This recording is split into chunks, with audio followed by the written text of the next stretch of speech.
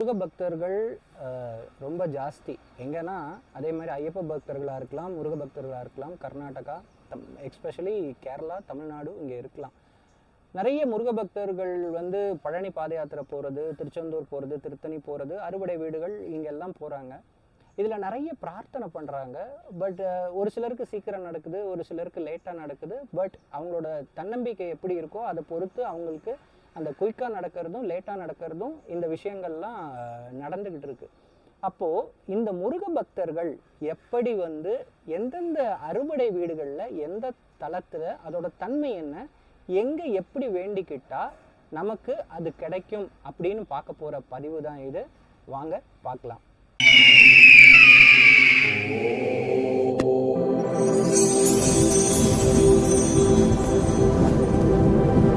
Isgahan Media.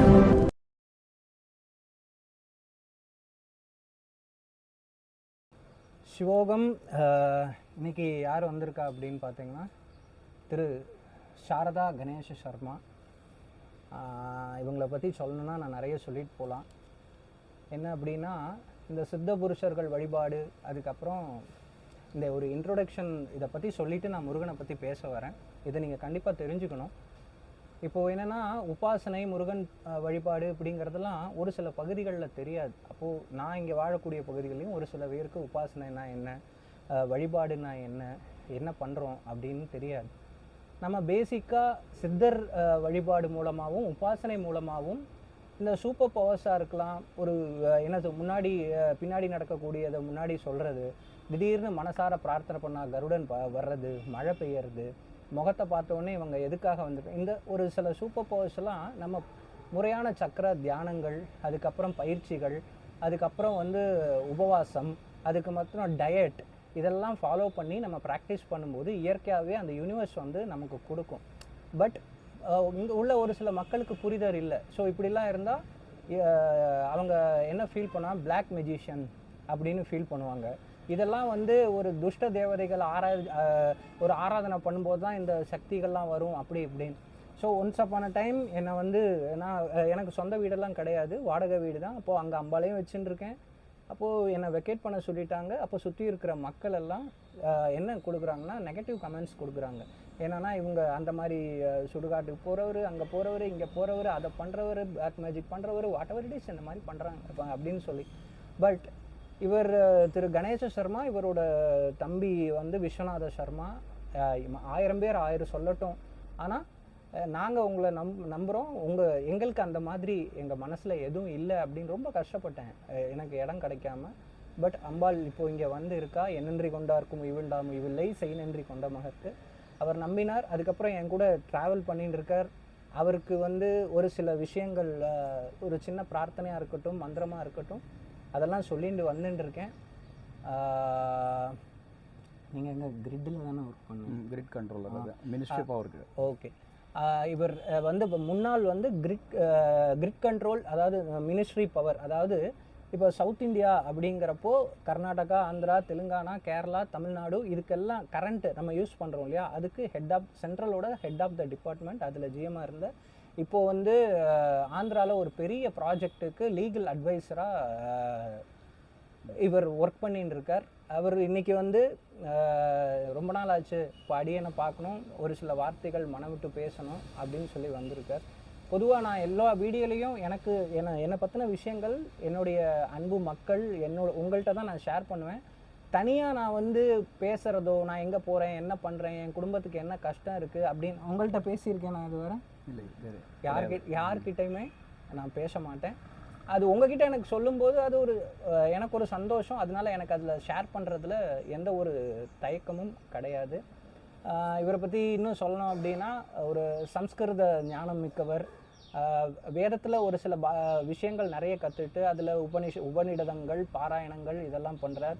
இவங்களோட மிஸ்ஸஸும் சரி, இவரோட சகோதரனும் சரி, அவங்க வேதத்தில் ஒரு நிறைய விஷயங்கள் பாராயணம் பண்ணுறதும், லலிதா சஹஸ்ரநாமம், விஷ்ணு சஹஸ்ரநாமம், நாராயணியம், இதெல்லாம் இவங்க மனசார பிரார்த்தனை பண்ணி பண்ணக்கூடிய விஷயங்கள் நடந்துகிட்ருக்கு. இன்றைக்கி அடியனை சந்திக்க வந்திருக்காரு. ஸோ அவர்கிட்ட ஆக்சுவலாக இந்த முருகனை பற்றி பதிவு போடுறதுக்கு முன்னாடி அந்த முருகனை பற்றி சில டவுட் இருக்குது. அப்போ அதை அவர் கேட்கும்போது அந்த விஷயங்களையும் சேர்த்து நான் உங்களுக்கு பதிவில் கொடுக்குறேன். சிவோகம். உங்களுடைய டவுட் என்ன அப்படின்னு சொல்கிறதுக்கு முன்னாடி இன்றைக்கி முருகனை பற்றி நம்ம பேச போகிறோம். சரி, டவுட்டையே கேட்டுருங்க முன்னாடி, என்ன டவுட்டுன்னு. டவுட்டு வந்து இந்த நம்ம ஹிந்து தர்மம் சனாதன தர்மத்தில் நிறைய தேவதைகள் இருக்கா. அதில் கலியுகத்தில் ரொம்ப சவுத் இந்தியாவில் தென்னிந்தியாவில் நமக்கு முருகப்பெருமான் ஐயப்பன் அப்படி இருக்கான். அதில் முருகப்பெருமானுக்கு ஒரு கோயில் கிடையாது, பல ரூபங்களில் பல கோயில்களில் பல ரூபங்களில் இருக்கார்.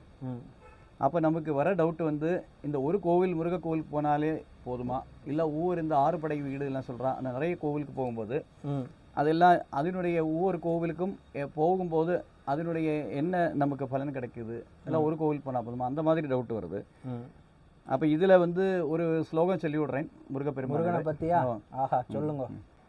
ஷடானனம் குங்குமவர்ணம் மகாமதிம் திவ்யமயூரவாகனம் ருத்ரஸ்ய சூனும் சுரசைன்யநாதம் குகம் சதாகம் சரணம் பிரபத்யே. வெற்றிவேல் முருகனுக்கு ஹரஹரோஹரா. முருகப்பெருமான் வந்து இந்த மாதிரி ருத்ரன், சாக்ஷாத் ருத்ரன் ஈஸ்வரனுடைய அவருடைய அவதாரம் அவருடைய அம்சம், அவருடைய புதல்வனா பிறந்து இந்த தேவ சேனைக்கெல்லாம் அதிபதியாக இருக்கார் அப்படின்னு அந்த ஸ்லோகம் சொல்கிறது. 6 சிரசோட இருக்கார், ஷண்முகனாக இருக்கார். அப்படி இருக்கும்போது அவர் 6 படை வீட்டில் இருக்கார். அப்போ இதில் வந்து ஒரு பகவத்கீதையிலேருந்து ஸ்ரீகிருஷ்ணன் சொன்ன ஒரு 2 ஸ்லோகம் இதில் சொல்கிறேன். அந்த ஸ்லோகத்தை சொல்லி அந்த ஸ்லோகத்தோட விளக்கத்தும் இந்த காலத்தில் இந்த கலியுகத்தில் இந்த முருகப்பெருமானுடைய 6 படை வீடில் எப்படி அந்த ஸ்லோகத்துக்கும் இதுக்குமே எப்படி கனெக்ட் பண்ணுறதுங்கிறது குருஜிகிட்ட கேட்டுக்கொள்கிறேன். இது பகவத்கீதையில் 3வது அத்தியாயத்தில் 10, 11, 12 ஸ்லோகங்களில் கிருஷ்ண பெருமான் அர்ஜுனனுக்கு என்ன சொல்லி கொடுக்குறாருன்னா, சஹயஜ்ஞா பிரஜா சிருஷ்டுவா புரோவாஜ பிரஜாபதி அனேன பிரசவிஷ்யத்வம் ஏஷவோஸ்த்விஷ்ட காமதுகு தேவான் பாவயதானேனா தே தேவா பாவயந்துவஹ பரஸ்பரம் பாவயந்தஹ ஸ்ரேய பரமமாப்ஸ்யசி இஷ்டான் போகான் ஹி வோ தேவாஹ தாஸ்யந்தே யஜ்ஞபாவிதாக. அந்த காலத்தில் இவருக்கு இந்த கர்ம யோகத்தில் என்ன சொல்லிக் கொடுக்குறாருன்னா, இந்த பிரஜா சிருஷ்டி பண்ணின போதே பிரஜாபதி வந்து இந்த பலவிதமான யஜ்ஞங்கள், ஒரு யஜ்ஞம் கிடையாது, பலவிதமான யஜ்ஞங்கள், இந்த வழிபடல் முறைகள், ஹோமங்கள் வழிபடல் முறைகள், பிரார்த்தனைகள் பல விதத்தில் சொல்லி கொடுத்துருக்காரு. ஒரு தேவதைக்கு இல்லை, பல தேவதைகளுக்கு பல விதமான வழிபடல் முறைகளை சொல்லியிருக்கார். எதுக்கு சொல்லியிருக்காருன்னா, யார் யாருக்கு எந்தெந்த அவள் மனசில் என்ன விஷயம் அவள் இது பண்ணுறாளோ, அவள் வேண்டிக்கிறாங்களோ அந்த விஷயத்துக்கு தகுந்த மாதிரி இருக்கிற வழிபடல்களை பண்ணினா அந்தந்த தேவதைகள் அவள் பிரீதிப்பட்டு அவளுக்கு என்ன பிரார்த்தனை பண்ணினாலோ அந்த பலனை கொடுப்பா. அதுக்காகத்தான் இந்த இதெல்லாம் பண்ணியிருக்கான்னு கிருஷ்ணர் இவருக்கு சொல்கிறார். அதனால அந்த கர்மாக்களை பண்ணணும், அவள் என்ன இது வேணுமோ அது. அப்போ இந்த காலத்தில் இந்த கலியுகத்தில் அந்த யஜ்ஞங்கள் இல்லைனாலும் வழிபடல் முறைகள் இருக்குது. வேறு வேறு ரூபங்களில் பகவான் இருக்கார், வழிபடை முறை. அப்போ எந்த வழிபடை முறைகள், இப்போ முருகப்பெருமானுடைய எந்த ரூபத்தில் இருக்கிற முருகப்பெருமானை எந்த வழிபடல் முறைகளை வழிபட்டால் நமக்கு எந்த பலன் கிடைக்கும் என்பதை கொஞ்சம் விளக்கம். கண்டிப்பாக சொல்கிறேன்னா, இப்போது ஒரு பகவத்கீதையில் உள்ள ஸ்லோகத்தை பற்றி சொன்னார். அப்போது அதில் என்ன சொல்கிறதுனா, நமக்கு வாட் வி நீட், நமக்கு ஒருத்தருக்கு குழந்தை பாக்கியம் வேணும், ஒருத்தருக்கு கல்யாணம் ஆகணும், ஒருத்தருக்கு சொந்த வீடு கட்டணும், ஒருத்தருக்கு கார் வாங்கணும், ஒருத்தருக்கு வெளிநாடு போகணும். இந்த மாதிரி எத்தனையோ விஷயங்கள் இருக்கும். அவங்களுக்கு என்ன தேவையோ அது இருக்கும். அப்போது அதுக்கு அந்தந்த தெய்வங்களை வழிபட்டு, அது ஹோமமாக இருக்கலாம், கோவிலில் போய் அபிஷேகம் பண்ணுறதா இருக்கலாம், ஜபம் பண்ணுறதா இருக்கலாம், அதுக்கு அந்தந்த விஷயங்களுக்கு ஒரு தாத்பரியம் இருக்குது. அப்போது அதை பண்ணும்போது கிடைக்கும் அப்படிங்கிற மாதிரி அவர் வந்து பகவத்கீதையிலேருந்து ஒரு விஷயத்தை எடுத்து நமக்கு இப்போ சொல்லியிருக்கார். சரி, இப்போ முருகனை பற்றி பார்ப்போம். அறுபடை வீடு அப்படின்னு பார்க்குறப்போ திருப்பரங்குன்றம், திருச்செந்தூர், பழனி, சுவாமிமலை, திருத்தணி, பழமுதிர் சோலை, அப்போது 6 இடங்கள் இருக்குது. இப்போது அதிகமாக வந்து திருச்செந்தூர் போங்கோ, பழனி போங்கோ, அதாவது முருக பக்தர்கள் போகாத இடம் இல்லை. எனக்கு தெரிஞ்சு அதிகமாக 3 இடங்களுக்கு அதிகமாக போகிறாங்க. எந்த இடம் அப்படின்னு பார்த்தீங்கன்னா, 3 இடம் இல்லை, சாரி 4 இடம். திருத்தணி எல்லாமே தீல வருது, ஒன்றை தவிர பழனி, திருத்தணி, திருப்பரங்குன்றம், திருச்செந்தூர், பழனி. அப்போது இந்த இடத்துக்கு போகிறாங்க. பழமுதிர் சோலைக்கு அந்த ஊரில் உள்ளவங்க போகிறாங்க, அதிகமான மக்கள் போகிறாங்களான்னு எனக்கு என்னன்னு தெரியல. அதே மாதிரி சுவாமிமலை, அந்த டிஸ்ட்ரிக்டை சுற்றி இருக்கக்கூடிய அந்த மக்கள் போகிறாங்க. நம்ம வெளியூர்லேருந்து பயணப்படுறோமா அப்படின்னு கேட்டால் இல்லை. சரி, இப்போ என்ன அப்படின்னு பார்த்தீங்கன்னா, லைக் இப்போது அறுபடை வீடில் ஒவ்வொரு வீட்டுக்கும் ஒவ்வொரு சக்தி இருக்குது. அப்போது அந்த சக்தி முதல்ல என்ன அப்படிங்கிறத நான் சொல்கிறேன். அதுக்கப்புறம் உங்களுக்கு ஒரு கேள்வி வரலாம், ஏன் இந்த அறுபடை வீட்டில் நான் ஒரு இடத்துக்கு மட்டும் போனால் அங்கே மட்டும் பிரார்த்தனை பண்ணால் எனக்கு நடக்காதா, நான் ஏன் எதுக்கு இந்த அறுபடை வீடுக்கு நான் போகணும் அப்படிங்கிற கேள்வி உங்கள்கிட்ட வரும். அந்த கேள்வியை நானே சொல்லிடுறேன். இப்போது திருப்பரங்குன்றம் அப்படிங்கிறது வள்ளி தேவசேனா சமேத அது ஒரு திருமண கோலம். அப்போது அங்கே என்ன மாதிரியான ஆற்றல் அப்படி இருக்குது அப்படின்னு பார்த்தீங்கன்னா, உங்களோட திருமண தடை நீங்கணும், எனக்கு குழந்தை பாக்கியம் வேணும், எனக்கு சீக்கிரம் கல்யாணம் ஆகணும், எனக்கு குழந்தை பாக்கியம் வேணும் அப்படின்னு நினைக்கக்கூடிய முருக பக்தர்கள் விரதம் இருந்து பாத யாத்திரையாகவும் போகலாம், இல்லை பஸ்லையோ கார்லேயோ போயிட்டு கிரிவலம் பண்ணி மனசார பிரார்த்தனை பண்ணும்போது அந்த இடத்துக்கு ஒவ்வொரு ஸ்பெஷாலிட்டி இருக்கும், ஒவ்வொருத்தருக்கு ஒரு தனிப்பட்ட சிறப்புகள் இருக்கும் இல்லையா. அப்போது அந்த இடத்துல திருமண தடை நீங்கிறதும் குழந்தை பாக்கியம் கிடைக்கிறதும் அங்கே இருக்கும். அடுத்து என்ன அப்படின்னு பார்த்தா திருச்செந்தூர். அப்போ நிறைய பேர் திருச்செந்தூர் போகிறாங்க. அப்போ அந்த திருச்செந்தூரில் என்ன சக்தி இருக்குது அப்படின்னு நம்ம அங்கே பார்த்தோம்னா, போரில் அவர் அரக்கனை வெற்றி பெற்று பகவான் வந்து அங்கே அருள் பாலிக்கிறார், அந்த அவருக்கு அனுகிரகமும் பண்ணுறார். அப்போ போர் அப்படின்னா என்ன அப்படின்னா வெற்றி, போரில் வெற்றி பெறுதல். வெற்றினா என்ன, என் புள்ள +2 படிக்கிறான், அவன் நல்ல எப்படியாவது பாஸ் பண்ணிடணும். அப்போ பல பேருக்குள்ளே போட்டி நடக்குது, அவங்களோட சேர்ந்து இவனும் பரீட்சை எழுதுகிறான். அப்போது ஒன்று நல்ல மார்க் வாங்கணும், இல்லை பாஸ் பண்ணணும். அதுக்கப்புறம் நிறைய பிஸ்னஸ் பண்ணுறாங்க, அதில் நிறைய போட்டிகள் வந்துருச்சு, ஒரே தொழிலை பல பேர் பண்ணுறாங்க, இல்லை பக்கத்தில் வந்துடுறாங்க, போட்டி இருக்குது, என்னால் முன்னேற முடியல, நான் கீழே போய்கிட்டே இருக்கேன் அப்படிங்கிறபோது போட்டி சம்பந்தமான தொழில்கள், இந்த விஷயங்கள். அதுக்கப்புறம் பிளாக் மேஜிக், தீவினைகளால் பாதிக்கக்கூடிய பிரச்சனைகள் நிறைய இருக்கும், இல்யூஷன், இந்த மாதிரி நிறைய விஷயங்கள். இத்தனையும் போக்கக்கூடிய சிறப்பான ஸ்தலம் என்னென்னா அது வந்து பார்த்திங்கன்னா திருச்செந்தூர். சரி, அடுத்து பழனிக்கு வருவோம். பழனி அப்படின்னா இப்போது சிவபக்தர்கள், சிவனடியார்கள், மகரிஷிகள், சித்தர்கள் அவங்கெல்லாம் எதுக்காக அவங்களுக்கு அற்புத சக்தி வந்ததாக இருக்கட்டும், ஆற்றல் இருக்கட்டும், அதெல்லாம் எப்போ கிடைக்குதுன்னா ஞானத்தை அடையக்கூடிய தன்மை. ஞானம்னா என்ன, இந்த உலகம் மாயை, ஏன்னா இதில் எல்லாமே நிரந்தரம் கிடையாது, எல்லாமே நம்ம பிறக்கிறோம், புனரபி ஜனனம் புனரபி மரணம், பிறக்கிறோம் இறக்குறோம். இந்த பிறவியில் நமக்கு ஒரு மனைவி வராங்க, கணவன் வராங்க, பிள்ளைங்க வராங்க, அடுத்த பிறவியில் அவங்கள வருவாங்களான்னு கேட்டால் நமக்கு தெரியாது. அப்போ எதுவுமே நிரந்தரம் கிடையாது. அப்போது ஞானத்தை போதிக்கக்கூடிய, நான் ஞானம் அடையணும், நான் தீவிரமாக நானும் இறைவனை உணரணும் அப்படின்னு நினைக்கிறவங்க அதே மாதிரி விரதம் இருந்து பாத யாத்திரை போய் அங்கே பிரார்த்தனை பண்ணும்போது உடனே அது சித்தியாகும். அங்கே ஞானம், அப்போது ஆண்டி கோலத்தில் இருக்கக்கூடிய முருகனை, ஞானம் வேணும்னா ஆண்டி கோலத்தில் இருக்கக்கூடிய முருகனை அங்கே நீங்கள் தரிசனம் பண்ணணும். அங்கேயே இன்னொரு ஸ்பெஷல் பவர் இருக்குது. என்ன அப்படின்னு கேட்டால், ராஜ அலங்காரத்தில் பார்க்கும்போது மெட்டீரியல்ஸுக்காக எனக்கு வீடு வேணும், கார் வேணும், நான் வந்து சுகபோகமாக வாழணும், என்னால் முடிஞ்ச தர்மங்கள் பண்ணணும் அப்படின்னு நினச்சா அதை ராஜ அலங்காரத்தில் பார்க்கணும். இதுலேயே மக்கள் வந்து என்னென்னா, ஐயோ நான் போய் ஆண்டி கோலத்துலலாம் நான் பார்க்க மாட்டேன், ஏற்கனவே எனக்கு கஷ்டம் இதுன்னு நான் போகிறேன், அங்கே போய் அதை வேற பார்த்து வச்சா என்ன ஆகுறது. அதுக்கு காரணம் என்னென்னா, அந்த பகவான் எல்லாத்தையுமே நம்மள்கிட்ட இருந்து ஞானத்தை பெறணும்னா அனைத்தையும் இழக்கணும். அப்போது ஆண்டி கோலத்தில் தரிசனம் பண்ணி வேண்டும் போது நமக்கு கண்டிப்பாக மெட்டீரியல்ஸுக்கு சார்ந்த பொன் பொருள் ஆடை ஆபரணங்கள் எதுவும் கிடைக்காது. அப்போது ராஜ அலங்காரத்தில் இருக்கும்போது நீங்கள் பார்த்தீங்கன்னா நீங்கள் ஆசைப்படக்கூடிய விஷயங்கள் எல்லாம் கிடைக்கும். அதே மாதிரி சுவாமிமலை அப்படிங்கிறது யாருக்கு தான் பிரில்லியண்ட்டாக இருக்க பிடிக்காது.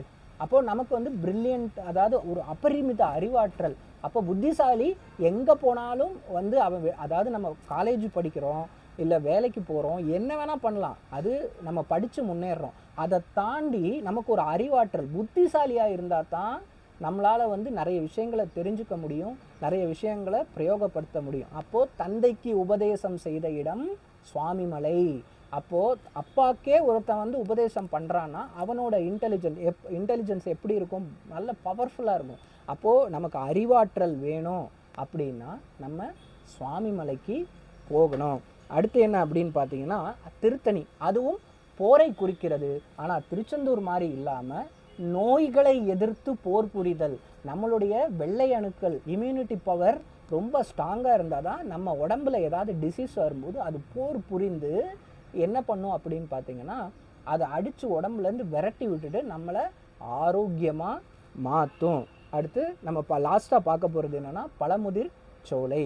வரம் தரும் முருகன் அழகர் கோவில் மலைக்கு மேலே இருக்கக்கூடிய அறுபடை வீட்டில் பழமுதிர் சோலை. அங்கே என்னன்னா, நீ வந்து மனுஷனாக பிறந்தா ஒவ்வொருத்தனுக்கும் ஒரு லட்சியம் இருக்கும், ஏதாவது ஒரு ஆசை இருக்கும், எனக்கு அது கிடைக்கணும், அது நடக்கணும், ஏதாவது ஒரு ஆம்பிஷன் இந்த மாதிரி இருக்கும். அப்போது அந்த பழமுதிர்ச்சோலை முருகனை நினச்சி நம்ம மனசார வேண்டிக்கிட்டு ஒரு விரதம் இருக்கிறது, பாராயணம் பண்ணுறது, பாத யாத்திரை போகிறது, அங்கே போய் பிரார்த்தனை பண்ணும்போது நீ கேட்கும் வரத்தை அந்த முருகன் உங்களுக்கு கொடுப்பான். இந்த விஷயத்தை எனக்கு தெரிஞ்சுக்கிறதுக்கு 6 வருஷம் ஆச்சு. யாரும் சொல்லி தந்தாங்க அப்படின்னு இல்லை, தேடல். அப்போது இறைவன் ஒவ்வொரு இடத்துல ஒவ்வொரு சுவாமியை, இப்போது சிவன் இருக்கார், திருவண்ணாமலை நெருப்பு ஸ்தலங்கிறோம், காளகஸ்தி, அப்படியே பஞ்சபூத ஸ்தலங்கள் காளகஸ்தி, சிதம்பரம், இப்படி நம்ம சொல்லிட்டு போகலாம். அப்போது அங்கங்கே ஒவ்வொரு சக்தியோட ஆற்றல் அங்கே இருக்குது. அதை நம்ம கிரகிக்கிறது மூலமாக நமக்கு தேவையான விஷயங்கள் எல்லாம் அங்கே கிடைக்குது. அடுத்த ஒரு கேள்வி, இப்போ நான் வந்து ரொம்ப முருக பக்தனாக இருக்கேன், எனக்கு நல்லதும் கெட்டது எதுனாலும் நான் வந்து முருகனைத்தான் கும்பிடுவேன், நான் திருச்செந்தூர் போகிறேன், அங்கே போகிறேன், அப்போது நான் திருச்செந்தூர் மட்டும்தான் கும்பிடுவேன், அப்போ இங்கே போனால் இது நீங்கள் இவ்வளோ விஷயம் சொன்னீங்களே, இது மட்டும்தான் அங்கே நடக்குமா, நான் மற்றதெல்லாம் எனக்கு கொடுக்க மாட்டாரா அப்படின்னு கேட்டால் கண்டிப்பாக கொடுப்பார். எப்படின்னா, எனக்கு அனைத்தும் அவனே அப்படின்னு நினச்சி ஒரே விஷயத்தை திரும்ப திரும்ப அங்கே பிரார்த்தனை பண்ணும்போது அந்த இடத்திற்கான சக்திக்கான ஒரு அனுகிரகமும் கிடைக்கும். அதை தாண்டி 100% டெடிகேஷனோட இன்வால்மெண்ட்டோடு அங்கே எவன் ஒருத்தன் பண்ணுறானோ, இந்த 6 ஸ்தலங்களில் அவன் கேட்குற எல்லா விஷயமும் ஏதாவது ஒரு ஸ்தலத்துலேயும் கிடைக்கும்.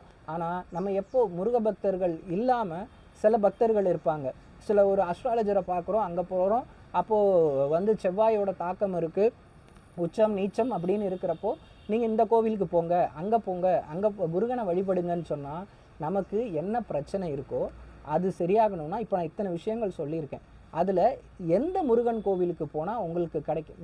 சில பேருக்கு நிறைய இஷ்ட தெய்வம் இருக்கும், எல்லாரும் முருக பக்தர்களாக இருக்க மாட்டாங்க, சிவனை கும்பிடுவாங்க, அம்பாளை கும்பிடுவாங்க, ஐயப்பனை கும்பிடுவாங்க, இப்படி எத்தனையோ இருக்குது இல்லையா. அப்போது நீங்கள் வந்து உங்களுக்கு என்ன தேவை இருக்கோ இந்த 6 விஷயங்களில் அங்கே தேடி விரதம் இருந்து அந்த சுவாமியை போய் பார்க்கும்போது கண்டிப்பாக கைகூடும். அது மாத்திரம் இல்லை, மனுஷனுக்கு 6 அறிவு, ஒரு அறிவு உயிரினத்துக்கு ஒரு அறிவு இருக்குது, அதுக்கும் இறைவன் சில விஷயங்களை படைச்சிருக்கான். அது ஒரு எறும்பு ஊர்ந்து போகிறது, இப்படி லயனாக போகிறது, இப்படின்னு இருக்கும், காக்காக்கு எல்லாம் பகிர்ந்து அளிக்கிறது, இப்படி இருக்கு இல்லையா. மனுஷனுக்கு அந்த மிருகங்கள், பறவைகள், பட்சிகள் எல்லாம் சேர்த்து 5 அறிவு, மனிதனுக்கு 6வது அறிவை கொடுத்துருக்கான், சிந்திக்கும் திறன். இப்போது நம்ம போய் யாராவது ஒரு விஷயம் நம்ம பண்ணிட்டோம், அது தப்பாக நடந்துருச்சு, நம்ம அப்பாவாக இருக்கலாம், அம்மாவாக இருக்கலாம், நண்பனாக இருக்கலாம், யாராக வேணா இருக்கலாம், உனக்கெல்லாம் அறிவே இல்லையா, உனக்கெல்லாம் புத்தியே இல்லையா, இப்படியா பண்ணுவ அப்படின்னு கேட்பாங்க. ஏன்னா சிந்திக்கும் திறன் மழுங்கடிக்கப்பட்டதால் நம்ம அந்த விஷயத்தை கரெக்டாக செய்யாமல் தவற விட்டுட்டோம். அப்போ பேச்சுவாக்கில் அறிவு இல்லையான்னு கேட்டால் நமக்கு 6வது அறிவு இல்லையா அப்படின்னு அர்த்தம். அப்போது 6 அறிவு இருந்தாலும் அந்த 6 அறிவை செயல்படுத்தணும் இல்லையா. அது கரெக்டாக செயல்பட்டால் தானே நமக்கு கரெக்டாக சிந்திக்க முடியும், சிந்திச்சா தானே ஒரு விஷயத்தை நம்ம எக்ஸிக்யூட் பண்ண முடியும். இதையும் நான் உணர்ந்து கற்றது. 6 அறிவை குறிக்கக்கூடிய ஸ்தலங்கள் இந்த அறுபடை வீடு. அப்போது எல்லா இடத்துக்கும் போகும்போது நம்ம 6 அறிவும் வேலை செய்யும்போது நம்ம செய்யக்கூடிய விஷயங்கள் கரெக்டாக இருக்கும். இப்போது அடியன் கொடுத்த விஷயம் உங்களுக்கு ரொம்ப யூஸ்ஃபுல்லாக இருக்கும் நம்புகிறேன், உங்களுக்கும் யூஸ்ஃபுல்லாக இருக்கும் நம்புகிறேன். உங்கள் சந்தேகம் தீர்ந்துதான்? இப்போது கிளியராச்சு, அந்த சந்தேகம் கிளியராச்சு. ஸோ அதுக்கு தகுந்த மாதிரி எல்லோரும் வழிபட்டீங்கன்னா அந்த பலன் வந்து கொஞ்சம் சீக்கிரமாக கிடைக்கும், சுலபமாக கிடைக்கும். இந்த வழிபடல் முறையை நீங்கள் ஃபாலோ பண்ணிங்கன்னா வெற்றிவேல் முருகனுக்கு அரோகரா. சிவோகம். மீண்டும் ஒரு நல்ல பதிவில் சந்திக்கலாம்.